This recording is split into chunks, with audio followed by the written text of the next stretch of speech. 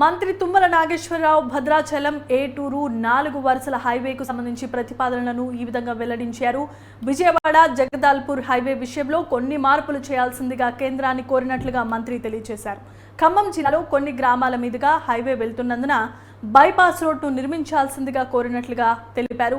ఖమ్మం చుట్టూ ring road నిర్మాణానికి గతంలోనే ప్రతిపాదనలు చేశామని చెప్పిన మంత్రి తుమ్మల గత ప్రభుత్వం 180 కోట్ల రూపాయలు కేటాయించలేక రింగ్ రోడ్డును పక్కకు పెట్టేసిందని ఆరోపించారు.